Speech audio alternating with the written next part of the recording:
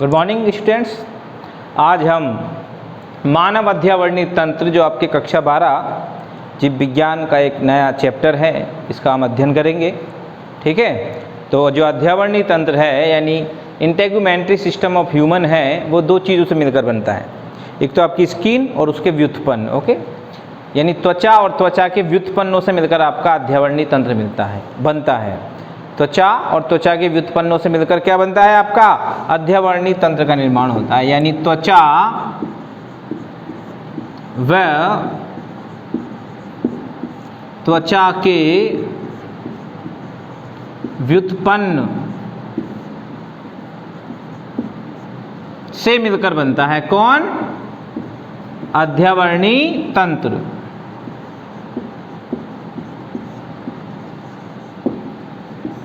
ठीक है। अच्छा, जो इसका पेशीय स्तर होता है, किसका? त्वचा का पेशीय स्तर, और जो आपकी देह गुह्य उपकला होती है, देह गुह्य उपकला, त्वचा का पेशीय स्तर और जो देहगुह्य उपकला है, ये दोनों मिलकर क्या बनाते हैं? देह भित्ति बनाते हैं। क्या बनाते हैं? देह भित्ति आपकी बनाते हैं। ओके, तो सबसे पहले तो हम बात करें अध्यावरणीय तंत्र की। तो अध्यावरणीय तंत्र जो है वो त्वचा और त्वचा के व्युत्पन्नों से मिलकर बना होता है। त्वचा का पेशीय स्तर और देहगुह्य उपकला जो है वो देह भित्ति का निर्माण करती है। अब हम बात करेंगे सबसे पहले त्वचा की। ठीक है, तो त्वचा जो है, इसकी उत्तकी हम पढ़ें, हिस्टोलॉजी ऑफ स्किन। क्या पढ़े हम पढ़ रहे हैं इंटेगुमेंट्री सिस्टम ऑफ ह्यूमन में सबसे पहले त्वचा। तो आपके सामने एक डायग्राम है, ठीक है, जो आपका हिस्टोलॉजी ऑफ स्किन हम पढ़ेंगे। हिस्टोलॉजी ऑफ स्किन यानी त्वचा की उत्तकी। तो जो आपकी स्किन है, त्वचा है, ये जो आपकी त्वचा दिख रही है ना आपको, त्वचा की टीएस है आपकी, मतलब ये इसकी अनुप्रस्थ काट हमने काटी है। तो हमको जो इसमें भाग दिखाई देते हैं वो कौन कौन से दिखाई देते हैं? दो भाग दिखाई देते हैं। नंबर 1 है आपका अधिचर्म। क्या है? अधिचर्म यानी एपिडर्मिस। एपिडर्मिस, ओके, ये इसका बाहरी भाग है। और नंबर 2 है चर्म यानी डर्मिस। ओके, तो ये जो आपको डायग्राम दिखाई दे रहा है, ये इसमें जो आपको ऊपरी भाग दिखाई दे रहा है, एक्सटर्नल भाग दिखाई दे रहा है, ये भाग आपका क्या कहलाता है? एपिडर्मिस कहलाता है। क्या कहलाता है? एपिडर्मिस यानी अधिचर्म कहलाता है। ठीक है, तो सबसे पहले तो इस अधिचर्म की बात कर लें।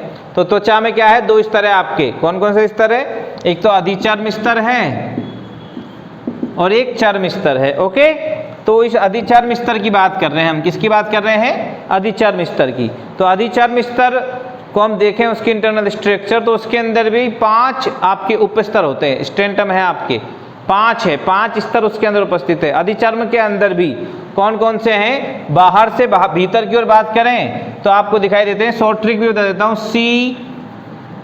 CLGSM, याद भी रह जाएंगे आपको। C for corneum. क्या है? Corneum. Okay, L for lucidum.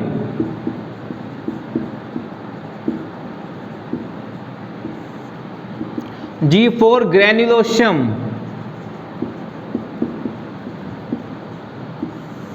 ठीक है, S फॉर स्पाइनोसम।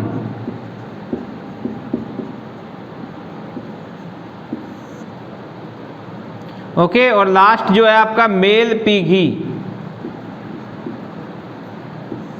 ये आपके 5 उपस्तर है किसके अंदर? अधिचर्म के अंदर। जो अधिचर्म है उसको वापस से हम देखें, इतना सा भाग दिखाई दे रहा है ना आपको ऊपर की तरफ। इस अधिचर्म के अंदर भी 5 स्तर है। कितने? 5। जैसे सबसे ऊपर क्या है आपका ये, जैसे इसको हम देखें, इसको C फॉर कॉर्नियम कर देता हूं ना, तो C हो गया। सबसे मोटा भी होता है ये, ये 8 से 10 परत होती है इसके अंदर, 8 से 10 परत होती है कॉर्नियम। सबसे बाहरी स्तर है अधिचर्म का, यानी सबसे ऊपर जो दिखाई दे रहा है हमको ये कॉर्नियम है। क्या है ये? कॉर्नियम। तो कॉर्नियम सबसे बाहर का है, पतली सल्काकार कोशिकाओं से मिलकर बना होता है। कौन सी कोशिकाएं? एक एक की बात कर रहे हैं अपन, सी की बात कर रहे हैं, सी फॉर कॉर्नियम। तो कॉर्नियम क्या है? पतली सल्काकार। सल्काकार मतलब क्या होता है? जैसे इस तरह की सल्क होती है ना, लाइक ए सल्क, आपको दिखाई भी दे रही है। यदि आप सूक्ष्मदर्शी से या फिर आपके पास मोबाइल कैमरा भी है यदि, तो आप अपनी स्क्रीन की एक क्या करें, स्क्रीन मतलब शॉट लें आप, और फिर आप उसको जूम करोगे तो आपको दिखाई भी देते हैं स्केल लाइक स्ट्रक्चर्स। तो ये आपको स्केल लाइक जो संरचना दिखाई दे रही है, यानी सल की संरचना दिखाई दे रही है, वो आपका अधिचर्म का सबसे बाहरी स्तर है और उसको बोलते हैं हम कॉर्नियम स्तर। कौन सा बोलते हैं? कॉर्नियम स्तर। अच्छा, इसकी जो कोशिकाएं होती है वो मृत होती है। क्या होती है? मृत, मरी हुई होती है, निर्जीव होती है। चूंकि इसकी कोशिकाओं के अंदर जो एलिडीन नामक कोशिका द्रव्य के अंदर जो पदार्थ होता है, एलिडीन नामक पदार्थ जो है, जो कोशिका द्रव्य में भरा हुआ है, वो सूख जाता है। क्या होता है इसके अंदर? एलिडीन जो है, एलिडीन नामक एक पदार्थ है जो कोशिका द्रव्य में है, वो सूख जाता है। क्या जाता है? सूख, ड्राई हो जाता है। उसकी वजह से कोशिका क्या है? मृत होती है। ओके। और ये नाखून वगैरह आपके हैं, बाल वगैरह जो हैं, है ना, आपके कठोर भाग, केराटिन जिसे हम कहते हैं, उनका निर्माण आपका यही परत द्वारा होता है। किसके माध्यम से? कॉर्नियम द्वारा। तो जो केराटिन के निर्माण की प्रक्रिया है उसको बोलते हैं केराटिनाइजेशन, यानी श्रृंगी भवन। ओके, नाखून वगैरह उसी का उत्पाद है। ओके। सींग, कई आपने देखे होंगे मवेशी, उनके सींग होते हैं, तो सींग हॉर्न जो है वो भी आपके केराटिन से मिलकर बने होते हैं। और ये केराटिन जो है किससे बनता है? कॉर्नियम स्तर। मतलब एक्चुअली क्या है, मेल पी की स्तर है ना आपके सबसे अंदर का, ठीक है, यहीं से इसको पोषण मिल रहा होता है। और ये जो है लगातार इसकी कोशिकाएं बनती रहती है, तो वो परत ऊपर सरकती जाती है, और लास्ट में कॉर्नियम की जो है लगातार कॉर्नियम जो है सरकती जाती है और पृथक होती जाती है। और पृथक होकर वो क्या बनाती है? केराटिन का निर्माण करती है। किसका निर्माण करती है? केराटिन का निर्माण। और केराटिन के निर्माण की प्रक्रिया को बोलते हैं केराटिनाइजेशन। हमारे अंदर सींग वगैरह तो नहीं पाए जाते, पर नाखून जरूर बनते हैं। और हमारी जो है त्वचा भी क्या है, इसकी वजह से साफ जरूर होती रहती है। त्वचा निर्जमीकृत या रोगाणु रहित बनी रहती है। किसकी वजह से? चूंकि वो निर्जीव परतें हैं, वो इससे बाहर निकलती रहती है। Okay, is this clear? Corneum सबसे बाहरी स्तर है, 8 से 10 परतों से मिलकर बना होता है, पतली सल्काकार कोशिकाएं पाई जाती है। इनके कोशिका में जो कोशिका द्रव्य है, क्या है? कोशिका द्रव्य है, उसमें एलिडीन नामक जो पदार्थ है वो सूख जाता है। ओके। अब आ जाते हैं नंबर 2 पर। किसकी बात कर रहे हैं आप? नंबर 2 की। नंबर 2 कौन सा है आपका? पहले तो आपको डायग्राम में दिखाता हूं। सबसे पहले तो आपको डायग्राम में दिखाता हूं ल्यूसीडियम। ल्यूसीडियम को मैं ले लेते हैं एल। क्या ले लेते हैं? एल। L for lucidum. ठीक है। ये 3 से 4 परती है। कितना है ये? 3 से 4 परत है इसके अंदर। ओके। अच्छा, इसका जो एलिडीन पदार्थ है वो उपस्थित होता है इसके अंदर। कोशिका द्रव्य में केंद्रक नहीं होता, केंद्रक नष्ट हो जाता है, परंतु एलिडीन नामक कोशिका द्रव्य में जो पदार्थ है वो इसके अंदर होता है। पारदर्शी बनाता है कोशिकाओं को ये, और मतलब जो जल है, जल के प्रति जलरोधी भी ये सतह की तरह कार्य करता है। यानी एक जल अवरोधी परत की तरह कार्य करता है। कौन? ल्यूसीडियम। जल रोधी या अवरोधी परत, ये जल अवरोधी परत कौन सी होती है आपकी? ल्यूसीडियम होती है। ध्यान रखना, अधिचर्म में कौन सा स्तर जल रोधी होता है, ठीक है, तो उसका नाम क्या होगा? ल्यूसीडियम। कारण क्या है? एलिडीन। इनके कोशिका द्रव्य में एलिडीन उपस्थित है और केंद्रक नहीं पाए जाते हैं, केंद्रक नष्ट। कोशिका द्रव्य में एलिडीन प्रेजेंट है, केंद्रक नहीं पाए जा रहे हैं, और कैसा है? पारदर्शी है। ओके। और ये जलरोधी परत है, 3 से 4 परतों से मिलकर बनी होती है lucidum. Okay, is this clear? Okay, आगे आते हैं हम। जो नंबर तीसरी आपकी परत है बाहर से भीतर की ओर, हम बात कर रहे हैं बाहर से भीतर की ओर। अच्छा, ये पढ़ी जाती है नॉर्मली मेल पिगी से ऊपर यानी भीतर से बाहर की ओर पढ़ते हैं, लेकिन हम बता रहे हैं आपको बाहर से भीतर की ओर। ओके, ग्रेनुलोसम, ये जो है आपकी ग्रेनुलोसम को ले लेते हैं जी, क्या ले लेते हैं जी। ये भी आपकी अपेक्षाकृत इससे मोटी होती है, किससे, ल्यूसीडियम से। 5 से 6 परत इसके अंदर होती है। कितनी होती है? 5 से 6 परत होती है। अच्छा, नाम से स्पष्ट हो रहा है ग्रेन्यूल। तो ग्रेन्यूल्स यानी क्या होता है बेटा? ग्रेन्यूल्स यानी होता है कण। ग्रेन्यूल यानी होता है कण, यानी कोई ना कोई कण इसके अंदर पाए जाते हैं। अच्छा, वो कौन से कण होते हैं? नंबर 1 तो आपको यदि बहुत प्रश्न आ जाए कोई कि फला फला कण कौन से अधिचर्म के स्तर में पाए जाते हैं, तो कण नाम आते ही आपका क्या आ जाएगा? ग्रेनुलोसम में पाए जाते हैं साहब। लेकिन नाम आ जाए कौन से कण पाए जाते हैं, तो वो कण होते हैं आपके केरेटोहाइलिन। केरेटोहाइलिन प्रोटीन, केरेटोहाइलिन प्रोटीन के कण किसके अंदर पाए जाते हैं? ग्रेनुलोसम में पाए जाते हैं। 5 से 6 परती होती है। क्या होती है? 5 से 6 परती होती है। ओके, क्लियर है? अच्छा, एक चीज और यहाँ पर जानने की आवश्यकता है हमको, वो क्या है भाई? वो ये है कि ये केरेटोहाइलिन जो है, ये केरेटोहाइलिन के विघटन से ही क्या बनते हैं? एलिडीन बनते हैं। जो एलिडीन का निर्माण किससे होता है? केरेटोहाइलिन प्रोटीन के विघटन से होता है। तो जो ल्यूसीडियम में एलिडीन पाया जा रहा है वो किससे बनता है? ग्रेनुलोसम के जो केरेटोहाइलिन प्रोटीन है उनके विघटन से ल्यूसीडियम का एलिडीन बनता है। फिर ल्यूसीडियम में जो एलिडीन है वो कोर्नियम में क्या है? सूख जाता है, जिसकी वजह से वहां की कोशिकाएं निर्जीव हो जाती है। ठीक है, पहले पूरा पढ़ लेते हैं, फिर आपको एक बार दोबारा से रिवाइज कराऊंगा मैं। स्पाइनोसम, नाम से स्पाइंस यानी इसके अंदर कठोरता है, स्पाइंस है इसके अंदर, तो स्पाइनोसम नाम से स्पष्ट हो रहा है। तो स्पाइनोसम में क्या? बहुकोणीय कोशिकाएं पाई जाती हैं। कैसी कोशिकाएं पाई जाती हैं? इसको हटाते हैं सबसे पहले ग्रेनुल्स वाले को। तो ये जो स्पाइनोसम है इसके अंदर क्या है? बहुकोणीय कोशिकाएं पाई जाती हैं। कई कतारों में होती है, शाखित होती है, आपस में जुड़ी हुई होती है। इस तरह से ब्रांचों में क्या है? डिवाइडेड और आपस में जुड़ी हुई है, शाखित है। इसकी वजह से ये क्या करता है? अधिचर्म को दृढ़ता प्रदान करता है, कठोरता प्रदान करता है, मजबूती प्रदान करता है। कौन सा स्तर? Spinosum. Okay, is this clear? तो अधिचर्म का कौन सा स्तर त्वचा को या अधिचर्म को दृढ़ता प्रदान करता है? तो आपका आंसर होगा भाई क्या? स्पाइनोसम। ओके, आगे आ जाते हैं। तो सबसे भीतर का जो स्तर है वो है आपका मेल पिगी स्तर। क्या है? मेल पिगी स्तर। इसमें जीवित कोशिकाएं पाई जाती हैं। कौन सी कोशिकाएं पाई जाती है? जीवित कोशिकाएं। आकार कैसा होता है? स्तंभाकार। स्तंभाकार, स्तंभाकार कोशिकाएं पाई जाती हैं, जीवित कोशिकाएं पाई जाती हैं। इनके अंदर मेलेनिन नामक त्वचा वर्णक उपस्थित होता है। जो मेलेनिन है जिसकी वजह से आपको त्वचा को एक विशेष रंग प्रदान किया जाता है, तो वो त्वचा वर्णक मेलेनिन कौन सा है? मेलेनिन। ये क्या है भाई? ये त्वचा वर्णक है, दिख रहा है? मेलेनिन ये त्वचा वर्णक है। ये त्वचा वर्णक जो कहाँ पाया जाता है? मेल पिगी स्तर में पाया जाता है। कहाँ पाया जाता है? मेल पिगी स्तर में पाया जाता है। और इसकी कोशिकाएं जीवित होती है। क्या होती है? जीवित होती है। लगातार कोशिका विभाजन होता रहता है, लगातार कोशिका विभाजन होता रहता है। तो जो कोशिकाएं बनती जाती है नई, तो वो ऊपर की ओर सरकती जाती है।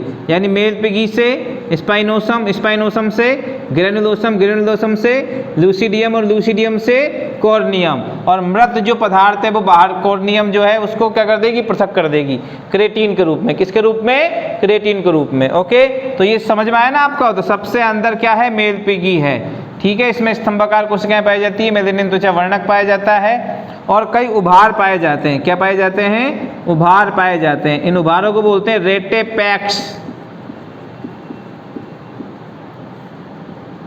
ओके, तो देखो Clg हो गया, S छोटा सा स्तर है, और ये जो दिखाई दे रहा है आपको ये स्तर, ये कौन सा है आपका मेल पिघी, यानी 5 परत है इसके अंदर, किसके अंदर, अधिचर्म के अंदर।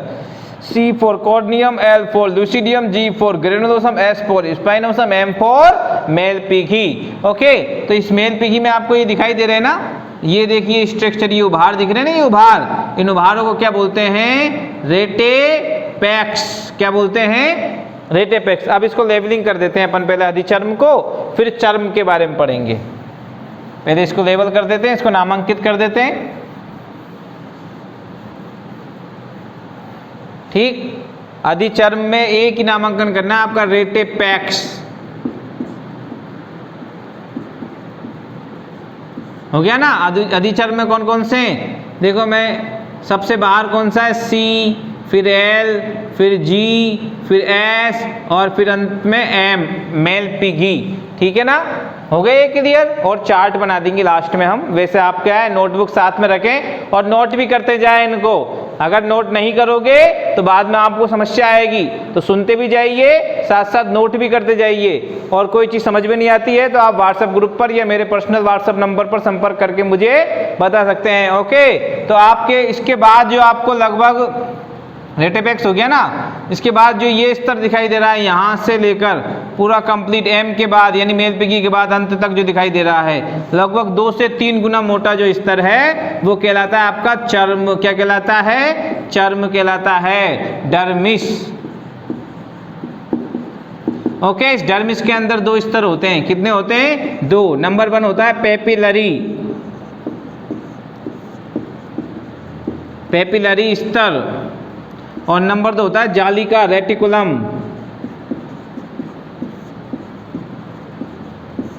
ठीक है, दोनों के बारे में जानने की आवश्यकता क्या है। जो पेपिलरी स्तर है इसमें रुधिर वाहिनियां अधिक होती है। क्या होती है, रुधिर वाहिनियां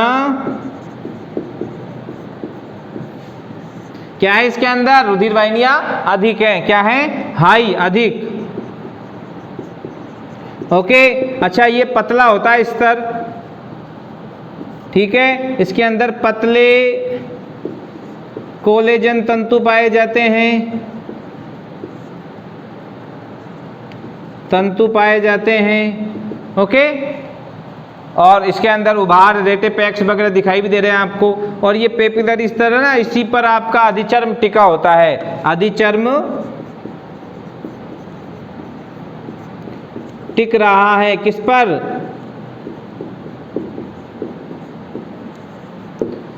अधिचर्म भी इसी पर टिका होता है, किस पर, पेपिलरी स्तर पर। अच्छा यहाँ पर देखें तो जो पेपिलरी स्तर है ये दिख रहा है आपको, ये वाला जो स्तर है ये पेपिलरी स्तर है। ठीक है, इसको हम क्या बोलते हैं, पेपिलरी। ओके, इसके अंदर आप देख भी पा रहे हैं रुधिर वाहिनियां भी अधिक दिख रही है आपको। और ये कुछ ब्लैक कलर के हमने बनाए, ये कोलेजन तंतु बताएं, पतले बनाए। अच्छा, ये जो बाद का स्तर है पूरा, ये क्या है, जाली का स्तर है। इसमें आप देख रहे हैं ये मोटे मोटे तंतु है, तो क्या हो गया, इसमें जो कोलेजन तंतु वो किस पाए जाते हैं, मोटे पाए जाते हैं, कोलेजन तंतु कैसे हैं, मोटे हैं। ओके, ये स्तर भी काफी बड़ा है। अपन देखें कौन सा, जो जाली का स्तर है, रेटिकुलम स्तर है, वो क्या है, बड़ा है, मोटा है। अच्छा, इसके अंदर आपकी क्या क्या दिखाई दे रहे हैं, इसके अंदर आपकी क्या है, स्वेद ग्रंथियां हैं, स्वेद जिससे पसीना आता है, रोम पुटक है जिसके अंदर रोम उपस्थित रहता है, पुटक, पुटक, ये रोम पुटक दिख रहा है आपको। ठीक है, इसके अलावा रुधिर वाहिनियां तो है ही है, खैर रुधिर वाहिनियां हैं। ठीक है, और रुधिर वाहिनियों के अलावा तंत्रिका तंतु है इसके अंदर। क्या है, तंत्रिका तंतु है। और क्या है इसके अंदर, और मोटे कोलेजन तंतु है। क्या है, कोलेजन तंतु है, लेकिन कैसे हैं, मोटे हैं अपेक्षाकृत किससे, आपका जो पेपिलरी स्तर है उससे। पेपिलरी यानी इससे पहले वाला कोलेजन तंतु है। इसके अलावा लचीले आपके तंतु है। ओके, जो क्या बनाते हैं, इसको अपेक्षाकृत ज़्यादा महत्वपूर्ण बनाते हैं। रोम पुटक, सारी ग्रंथियां आपकी इसी के अंदर है, किसके अंदर, आपके जाली का स्तर के अंदर। मोटे कोलेजन तंतु पाए जा रहे हैं, पीले लचीले तंतुओं की संख्या भी इसके अंदर अपेक्षाकृत कैसी है, अपेक्षाकृत उससे ज़्यादा है। अच्छा, लचीले तंतु जो होते हैं क्या करते हैं, फ्लेक्सिबिलिटी लाते हैं त्वचा के अंदर, क्या लाते हैं, फ्लेक्सिबिलिटी लेकर आते हैं। ओके, और उसके बाद ये आपको जो दिखाई दे रहा है नीचे का स्तर, ये वसा स्तर होता है। क्या होता है, वसा का एक मोटा स्तर पाया जाता है, किसके बाद, जाली का स्तर के बाद। तो इस प्रकार से आपके चर्म और उससे पहले अधिचर्म यानी त्वचा जो है उसके आपके दो जो पार्ट थे, दो जो भाग थे, वो हम पढ़ चुके हैं। एक चीज़ मैं आपको रिवाइज करा देता हूँ दोबारा से, सुनिए ठीक से। जो अधिचर्म होती है आपकी, यानी जो हमारी त्वचा है, इस त्वचा में हम देखें तो बहुत पतली सी जो आपको कई बार आप क्या करते हैं, हम छिल जाते हैं, कई बार छिल जाते हैं ना गिरते समय, तो छिल जाते तो क्या होता है, आपकी स्किन जो होती है उस पर लाल लाल लाल लाल रुधिर थोड़ी देर बाद आपको दिखाई देता है। तो इसका मतलब अधिचर्म जो है ना वो आपकी गई, इतनी पतली है वो। अधिचर्म में रुधिर वाहिनियाँ होती ही नहीं है, ध्यान रखना, नोट करना मैं क्या बोल रहा हूँ। जो अधिचर्म है ये ऊपर का हिस्सा नहीं, रुधिर वाहिनियाँ इसके अंदर है ही नहीं है। रुधिर वाहिनियाँ तो किसके अंदर है, पेपिलरी स्तर के अंदर है। पेपिलरी किसका भाग है, डर्मिस का भाग है। किसका भाग है, डर्मिस का भाग है। ओके, तो ये जो अधिचर्म की सबसे भीतरी परत कौन सी, M4 मेलपिगी स्तर बताया था ना मैंने, CLGSM, C4 कॉर्नियम सबसे बाहर, उसके बाद ल्यूसिडियम, ग्रेनुलोसम, स्पाइनोसम और मेलपिगी तो सबसे भीतर है। वो पोषण प्राप्त करती रहती है किससे, चर्म के पेपिलरी स्तर में जो रुधिर वाहिनियाँ होती है उससे वो पोषण प्राप्त करती है। तो जब आप छिलते हैं या खरोच जब आती है तो वो चर्म आ गया आपका, देखो कितना पतला है अधिचर्म। उस अधिचर्म के अंदर भी 5 परत है, उसके अंदर भी 5 परत है, ठीक है। सबसे बाहर कॉर्नियम है, निर्जीव भाग है। उसके बाद जो है ल्यूसिडियम है, अवरोधी है, जल अवरोधी भाग है। ओके, उसके बाद जो है CLG ग्रेनुलोसम है, दृढ़ कठोर भाग है, स्पाइनोसम है और अंत में मेलपिगी है। ओके, और मेलपिगी के बाद आपके दोनों आपके आ जाते हैं चर्म। चर्म अपेक्षाकृत 2 से 3 गुना मोटा है, यानी जितना आपका ऊपर खरोच में आप देखते हैं उसके बाद वाइट वाइट सा दिखाई देता है आपको, वो वाइट कौन सा आ गया आपका, वसा का स्तर आ जाएगा। कई बार बहुत ज़्यादा आपका मामला हो तो लेकिन वसा के ऊपर भी देखें 2 से 3 गुना ही मोटा है, तो वो चर्म स्तर होता है। चर्म के अंदर क्या है, आपके पेपिलरी स्तर होता है और आपका जालिका स्तर होता है, पेपिलरी और रेटिकुलम। ओके, पेपिलरी पतला है, इसके अंदर पतले कोलेजन तंतु पाए जाते हैं, लचीले तंतु पाए जाते हैं, रुधिर वाहिनियाँ अधिक पाई जाती है। ओके, और जो आपका जाली का स्तर, इसमें मोटे जो कोलेजन तंतु पाए जाते हैं, रुधिर वाहिनियाँ पाई जाती हैं, अपेक्षाकृत कम है लेकिन पेपिलरी से। ओके, तंत्रिका तंतु पाए जाते हैं, रोम पुटिकाएँ पाई जाती हैं, यानी रोम का जो लास्ट का भाग है, इसके बाद वाले टॉपिक में हम पढ़ेंगे रोम की संरचना। त्वचा के व्युत्पन्न में आता है रोम और त्वक ग्रंथियाँ, उनको पढ़ेंगे हम, और वो सारी उपस्थित होती है कहाँ पर, आपकी जाली का स्तर में। ओके, इसी के साथ आपकी जो त्वचा का ओतिकी है, हिस्टोलॉजी ऑफ स्किन है, वो होता है समाप्त। ओके, धन्यवाद।